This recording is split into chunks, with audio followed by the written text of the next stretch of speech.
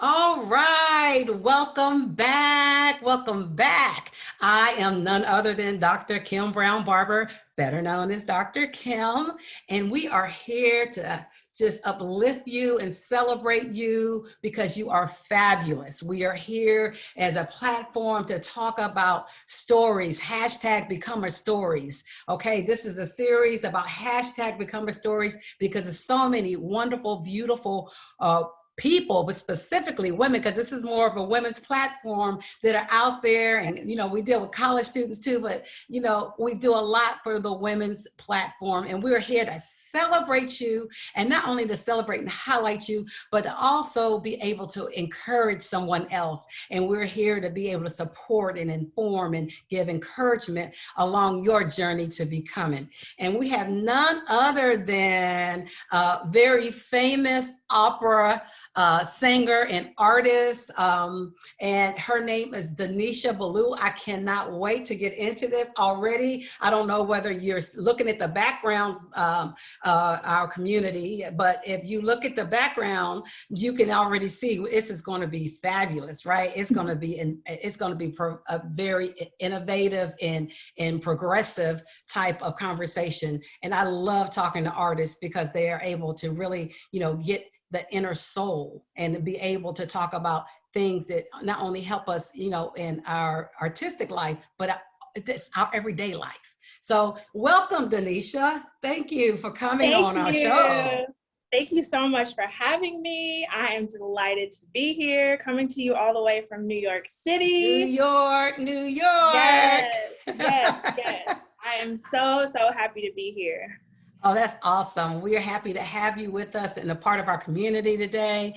And we would like to just know a little bit more about you. Introduce yourself, talk about, what your name is. Of course, we've already said that, but tell us a little bit more about, who you are, where you come from, a little bit about your background. So again, I am Denisha Ballew. I am an artist. I am a singer, but also a singing actress. So participated in a lot of different theater performances, not just opera, also musical theater, and also singing spirituals with the American Spiritual Ensemble. So I don't want to necessarily pinpoint myself as just an opera singer, but I'm an artist, a vocalist of multiple genres. Multiple. I love it. Yes. That's why I call you the artist. Yes. Right? Yes. And in this day and age, you have to be versatile. So just singing one genre will not necessarily help you a lot, but it's better to be more open and to be fluid. So yes, I'm originally from Richmond, Kentucky. I've been here in New York for about 9 years. Wow. 9 years. Oh my 9 goodness. years. Yeah, it doesn't seem like that long. No. So I've been here for 9 years, and God has been really good. I've had the opportunity to, again, sing. My first really huge gig was singing with a Broadway tour production of Porgy and Bess. And I also had the congratulations on that. Now, don't tell too much now, because I'm going to be asking you some questions. But she's got a lot. She's got a lot going on. Believe me, she does. So your background is from Kentucky. So from Kentucky to New York, that's got to be interesting.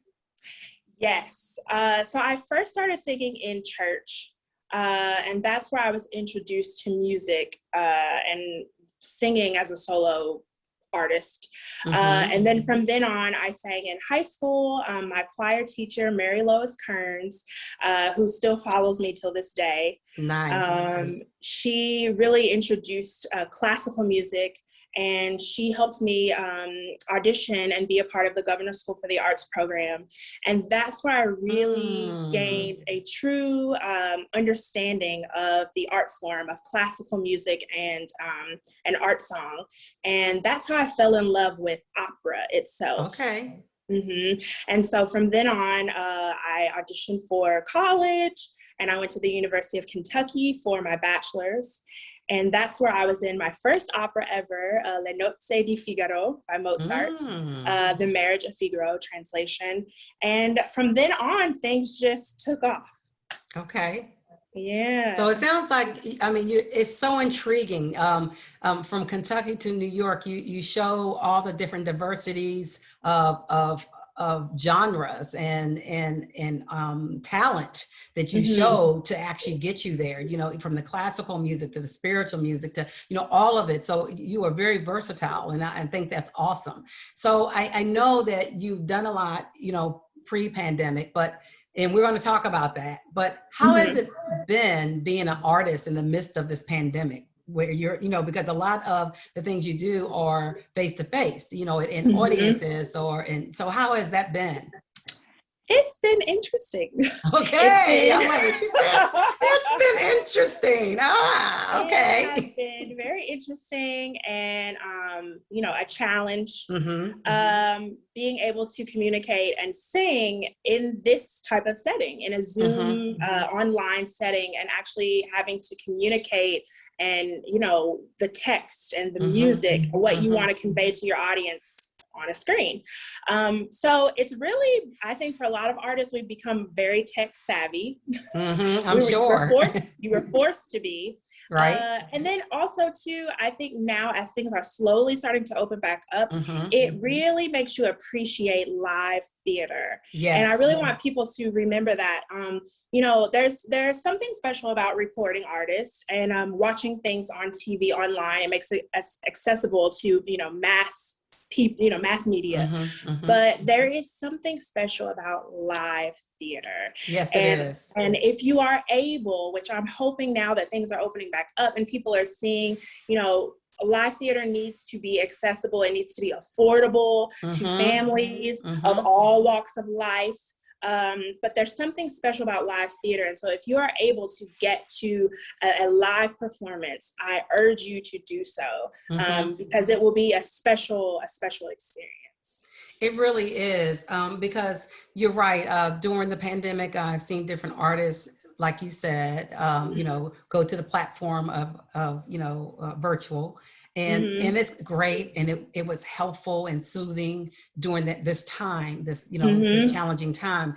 But because I've been also to the live performances, it's night and day. It is night and day. The live performance is just so rich that you cannot even explain the difference unless you have gone to both, right? And so I totally agree with you, and really, you know, beseech, you know, the community to go and treat themselves, you know, as we are starting to turn the corner, to go and treat yourself to a live performance, right, of seeing different artists. And I'm sure they will find out more from Denisha where she will be, and, you know, we can be able to follow her as well. So you talked a little bit about some of your teachers who kind of inspired you and led you into this area, but what else inspired you to become an opera singer? A lot of people may look, especially you being an African-American woman, thinking, what do you know about opera? Because people make assumptions about culture, as we know, right? And so I think it's important for us to be able to have an understanding of, how did you get inspired to be an opera singer, and the enrichment that can do for all of us? Well, what a lot of people don't know is many of the great American opera singers were Black or African American. So this is not an art form that is unusual to the Black culture. There are a lot of African Americans, prominent African American singers back in the 60s, 70s, 80s, and I've even before then. So we aren't foreign to the art form, definitely. Inspiration, goodness. I would be remiss if I didn't mention my mother, because she definitely pushed me to try something different and be open to it and see how you like it. And after doing the Governor's School for the Arts program, that's where I really fell in love with opera. Okay. I would also say too, my teacher in graduate school, Marjorie Bennett Stevens, she really helped me find my true organic sound. And this was kind of later in the game, because usually when you go to graduate school as a singer, you are just kind of refining things. She actually helped me revamp my voice and really find the core of my sound. And I think that's important because that's what touches people the most is when you're giving your raw, authentic self, that's when people are moved. And that's what this is all about anyway. And so I feel she was truly an inspiration. And also Miss Joyce, whom I can't remember her last name, but she sang every first Sunday at the church I grew up in when I was a little girl, Nearer My God to Thee. And every Sunday, my brother and I... We're having a little technical issue. Just a little bit, but we will get it back here in a second. There we go. We're getting back. I can see that you're not frozen now. Okay, no worries. This is all about technology. So you were talking about how you were growing up with you and your brother, and how every first Miss Joyce was doing some singing. So talk to me about that. Okay, we still can't hear you. Oh, you're on mute. Okay. There we go. Okay. That's okay. We're still getting it together. Yes, yes. Miss Joyce would sing Nearer My God to Thee every first Sunday. And that was, I guess, the way of the universe, God planting a seed, just exposing me to classical music when I was a little girl and hadn't even really thought about pursuing a career in opera. And so I would say those are just a few. I mean, I could go on and on and on, but for sure, those were, I guess, highlights of inspiration in my life to get me to this place. Okay. And so, I'm hearing a lot of exposure and support. Exposure because you were exposed to the governor's school, you were exposed to the graduate school, you had support from your mother, you had support from others, you had exposure with even being in church and having a lady, Miss Joyce, to sing and having that seed planted. So a lot of exposure and support has gotten you where you are right now. So that lets us know that the more we allow ourselves to be exposed to these different vast events in our lives, we never know where it's going to take us. So we need to be open. And so that's kind of like what your mom said, to be open. And so I think that's important. It's an important lesson for us to learn, not even just for an artist, but for anyone in our lives as we dig deeper, as we dig deeper, trying to find our true self, our true selves, even like you found your true voice. Right? But we need to dig deeper. And sometimes we have to have that person to come alongside us to be able to say, you know what, I see something more, and let me help you to get there and help us to dig deeper. You are definitely a true artist. We've seen so many things from you. I wonder how it felt, in 2018 when you were invited to perform at the Columbia University luncheon, which honored women all over North America. Yes, that's what I said, ladies and gentlemen. I said North America. And I believe it was entitled Women Transforming Our World. There you graced the stage amongst politicians and journalists and female leaders from across the globe. I mean, performing your favorite spiritual. How did that feel? And talk to us about what your favorite spiritual is. Oh, goodness. It was an amazing experience. And now that I'm sitting here looking at myself, this was the dress that I wore. Oh my gosh. This was not planned. I promise you. Tribe, community, this was not planned. I literally, this was a question I wanted to ask her. She has no idea. So yeah, this is that, and nothing's a coincidence. You know that. Okay, that. Okay. So thank God I can still fit it. Especially after the pandemic, post-pandemic. Yeah, that's a good thing. Yes. It was an amazing, I mean, I don't know if I can really put it into words. To be amongst so many powerful women who were unapologetically themselves. And it empowers you. You feel a sense of good pride. Yes. And I love it. And so I think when I was asked to come and sing for the program, I thought there was no better piece than to sing Guide My Feet, arranged by Jacqueline B. Hairston, who is a living arranger right now, who composed, a Black composer, who has written so many beautiful spirituals and art songs. And it was just really, you could feel it in the air, just the beauty and the encouragement. You could just, it was palpable, like you could feel it and talk. And I was able to go early and speak with some of the women just to say hello and introduce myself. It's a great way to network. Yes, it is. And so I was floored to be asked. And when I arrived, I was just like, wow, God, thank you so much for allowing me to be in a space of women who are in spaces that I aspire to reach. And so to be able to impart and to not be afraid to share your faith, because, you know, without my faith, without God, I wouldn't be here. I think it's important. It's important for people to see that you can be free and share who you are. Exactly. And so that's why I truly wanted to sing a spiritual, to show people that, you know, I haven't been on this journey alone, that God has been with me every step of the way. So it was a beautiful experience. And after I performed, there was, you know, various people that spoke. And, you know, they acknowledged a lot of different people. And then afterwards, that's when I was really able to kind of walk around and just talk to people and introduce myself. And in doing that, that's again how you network and how you know, make contacts. And so in that, I was able to book other, you know, engagements. So, you know, and I'm grateful. I actually went, I have to mention, I went under the umbrella of Harlem Opera Theater. Harlem Opera has been so gracious to me. I've performed under their platform so much throughout the years.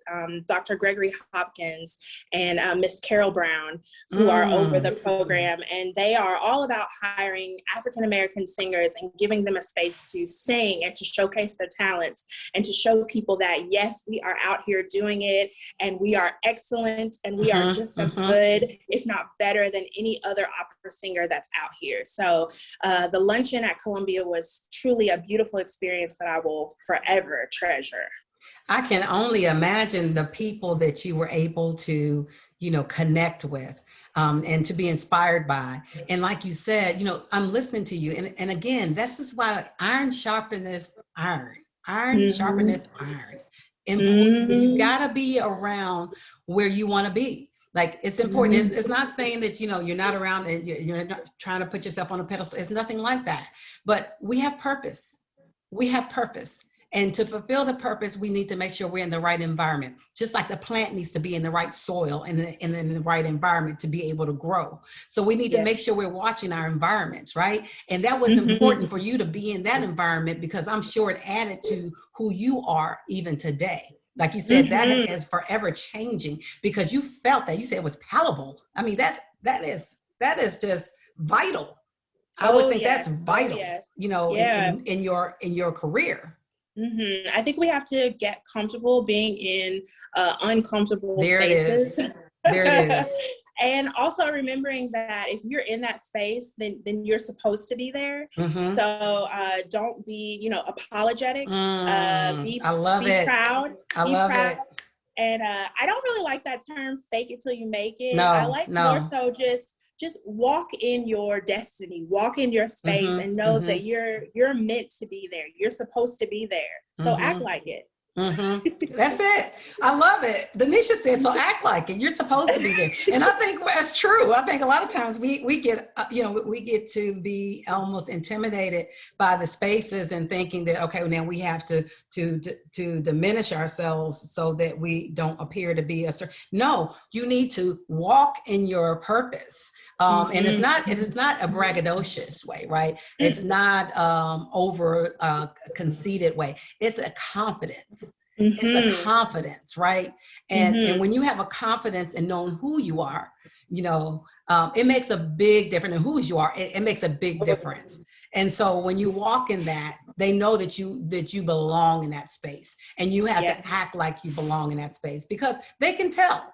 And if I can start telling, like, okay, that person doesn't belong because of the way they're acting. But I can know it can be nervous sometimes. And I'm sure you were nervous among all those great people globally. This wasn't just nationally, but globally. But you did excellent. You walked in who you are. You walked in your purpose and in your talent.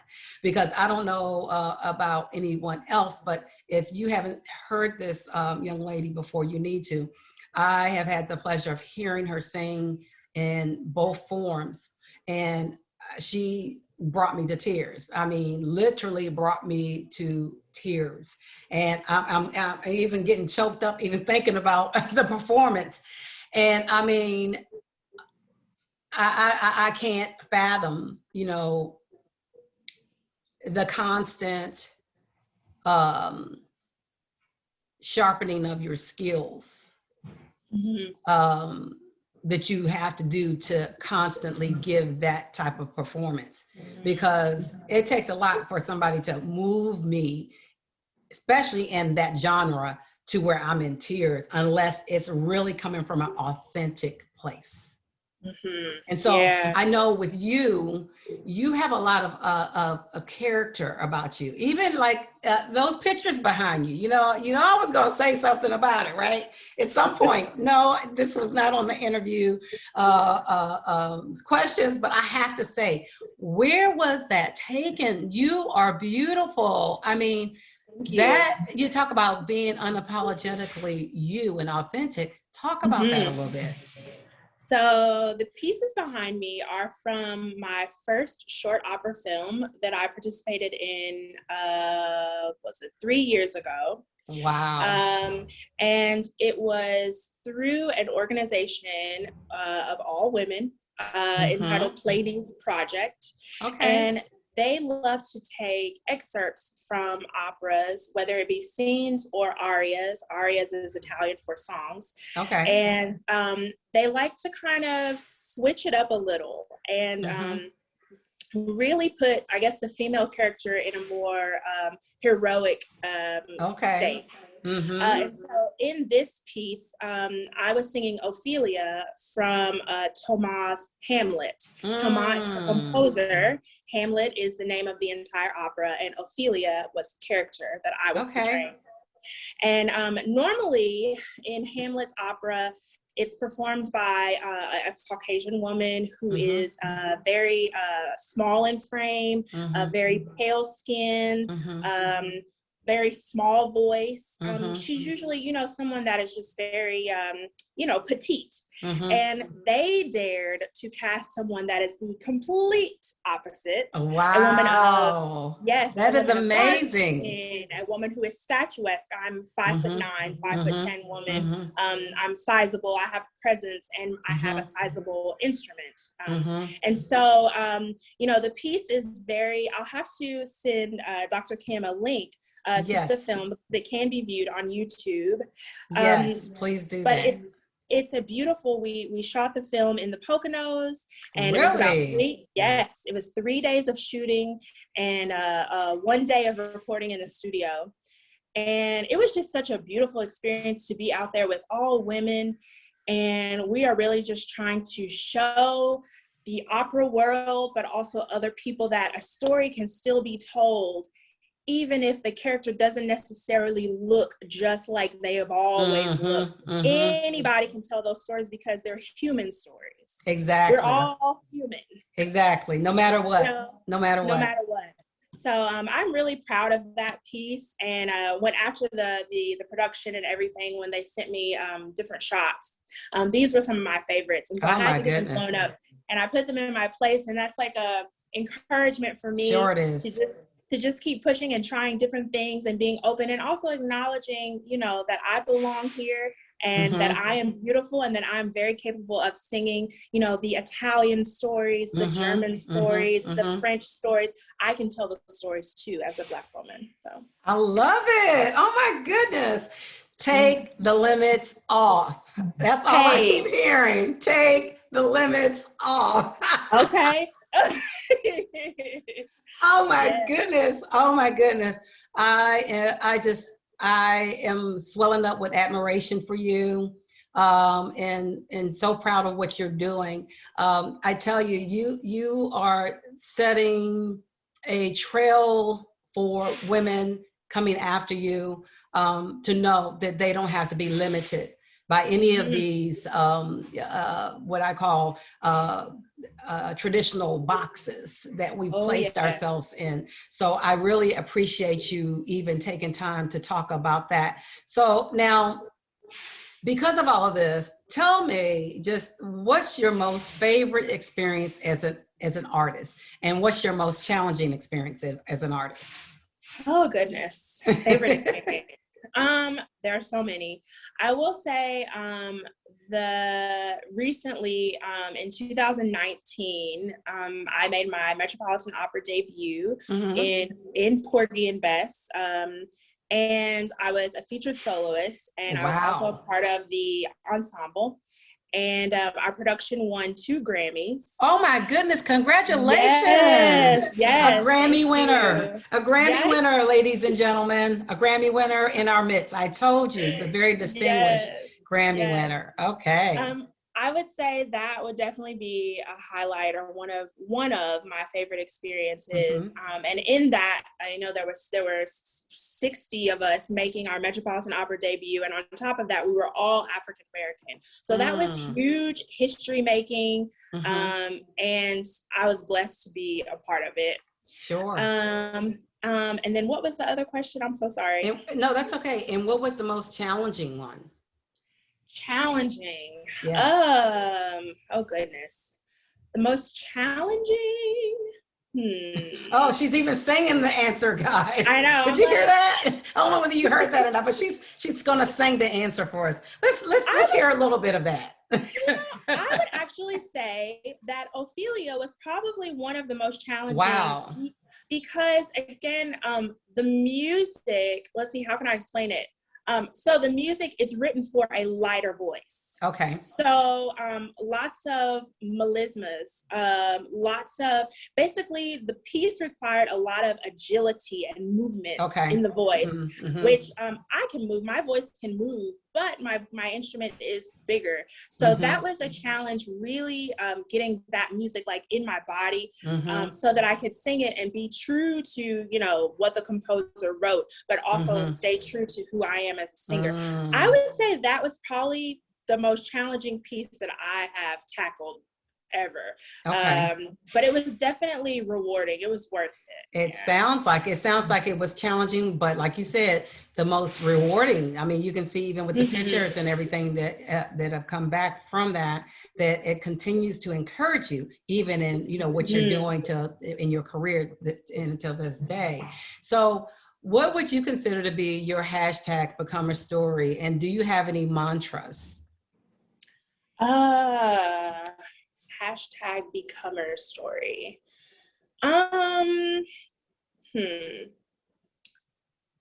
Becomer Story. I guess if we're speaking like, you know, where I came from as to, and then like I'm getting here to this place, I would really just say, you know, keep pushing for what you want. And, you know, if you have a dream, if you have, you know, something set in your heart and you know that this is something that you're called to do, keep pushing towards it, and don't let anyone, you know, make you think that you're not capable. I think a lot of times, you know, whether you're an artist or you're in medicine and law and engineering, whatever it may be, in business, there'll be a lot of people along the way that are naysayers that don't want to necessarily believe in your vision, or encourage you, or will want you to pursue a more traditional way of life. But I don't feel that every single person in this world is meant to pursue that path. And so stay true to who you are, work hard, because without hard work, you won't be able to truly become who God has placed you here to be. You have to do the work. Faith without works is dead. Exactly. So you can have all the faith, but if you don't sit down and learn the music, it means nothing. You can't fulfill your purpose. And you can't get upset with anybody but yourself when you don't do the work to put behind it. Exactly. And then mantras, you know, something I did start doing as of late, I did start meditating more. And meditation, people get kind of freaked out with the word meditation. It can be interpreted in so many different ways, and that is true. But for me, meditation sometimes is just sitting quietly and allowing my mind to be at peace and breathing. And I think people try to automatically place meditation with a specific religion, but that's not true either. Everyone can meditate. That's whether right. you be Christian, Buddhist, Muslim, whatever. Right. Meditation is good for the human race. It is. Because it balances your mind, your spirit, and your body. Yes. And so meditation has truly been something that I try to do on a daily basis. I read my devotional and I just breathe. And that has really helped me stay centered, along with, you know, other resources. I think therapy is great. You know, it helps. And therapy isn't always, you know, people always think that it's if something traumatic happened. Sure. But therapy can also just be a way to help you kind of zone in your thoughts. You know, mental illness is everywhere. Yeah, and it's real. Pandemic, it's real, and so a lot of people don't want to acknowledge it. But staying mentally healthy is very important. And so I would say, you know, meditation, doing my devotionals, you know, reading my Bible, and then also staying in contact with good people, my good community, the people that I know are always going to have a word of positivity and encouragement and speak life over me. There you go. I think it's good to stay in contact with those people, because that's going to be the tribe that's going to help you when you're feeling down or you're feeling, you know, like things are getting rough. You can call on that community to like help lift you up and to get you back into that space of centered and balance. So I would say those are, you know, important things. Is when you keep your mind right, it helps everything else fall into place. Your body, and you know, you want to get out and take a walk and exercise, and you want to eat healthier foods, and you want to be kind to people, and you want to help other people as well. So I really think it's important to keep your mental health intact. I think that is awesome. You're right. I think that's great advice. I think is a great mantra, because I think we do downplay mental health, and we are now seeing that brought to the light more and more because of the pandemic and a lot of people experiencing that. But I think it's important what you said, to be able to know and understand that this is something we need to be taking care of all along. So not only just during after the pandemic, during the pandemic, no, all the time. And because you're right, if you don't have good mental health, you can't have good physical health, spiritual health, or anything else, because everything is centered, like you said. And you're right. I think the meditation helps even with your mental health. Just like we go to the doctor for checkups, or at least we should be checking up and making sure that we're mentally good. And I think the meditation, like you said, it's not a religious piece. It's a mental piece. It's a human piece, like you said. And I think in doing so, it does help because I know I do meditation and that's important. Just having time. And I can always tell when it's like, okay, you didn't get your meditation in today. You know, I can tell the difference when, okay, you didn't get that in today, you know, and so I make sure that I get back on my schedule, you know, so it's real important. So even when you get busy and all of a sudden you realize, okay, what's wrong? And it's like, okay, I didn't do that today. And you don't have to do it for long periods of time. I think a lot of times people think, oh, I got to do it for at least an hour. No, like if you can do it for at least 15 minutes, that is so, even if it's 10 minutes, it's so important. It's so important. Yes. So now, as we get ready to close, one of the things I always like to ask is, first of all, who would you tag as your next, as the next hashtag become a series story? Like, in other words, someone who you would see like as yourself, constantly on that journey to becoming, because that's one of the things that journey to become that we do. We're that positive tribe. So the people who come here, the people who are on this channel are about that positive tribe and being able to encourage one another. And there are so many, you know, champions like yourself, and that's why we call them the hashtag become our stories, because it's so many stories that have not been told that we want to be able to uplift those stories so that people can be able to be encouraged to know they can actually do it. They can make it to their purpose. They can, and you're constantly journeying to the next purpose. So don't think, okay, check that goal off, I'm done. It's not a bucket list. Okay. So that's real. So who would you tag as your next the hashtag become a story that is a champion like you? There's so many people. But one person's coming to mind, my friend Ashley Renee Watkins. Okay. And she is she's also a trained professional opera singer, but she is writing her own music, and she dropped her first EP, I believe it was last year before last. She is a NOLA girl from New Orleans. Okay. Sweet spirit. And she works at currently at Juilliard. Oh, wow. She is over the young artist. She's now, I believe, and if Ashley, if she watches this, don't quote me, but I believe she is over the managing the teaching artists. Okay. She was a teaching artist at Lincoln Center, and now she has moved up and she's working at the Juilliard School, and she is managing the teaching artists and doing lots of things with children and with, you know, the artists. Oh, wow. And she's just incredible. And she's my homegirl. All right. So, sounds like she's another champion. Yes. Awesome. So you'll get us in contact with her through an email afterwards. So we'll be able to reach out to her, because we always want to be there to tell the story.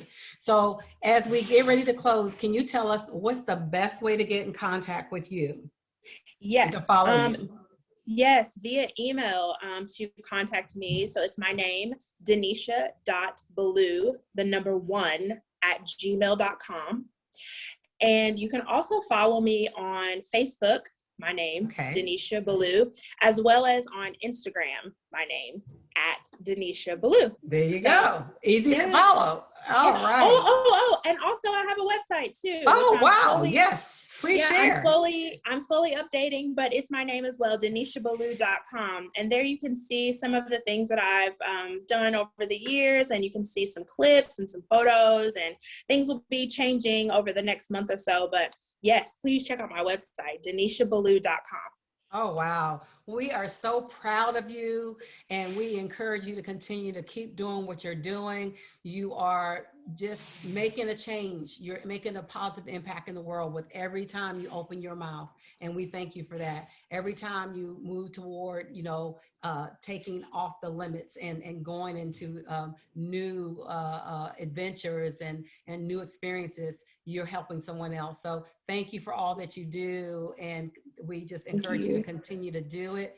And so we say thank you to all of you. Until next time, don't forget to follow Denisha Ballew, see what she's up to and where you can catch some live performances, because now we're opening everything back up. It's time to get out there. And we are here to encourage you. Continue on your journey to becoming. Thank you. Be safe. Take care.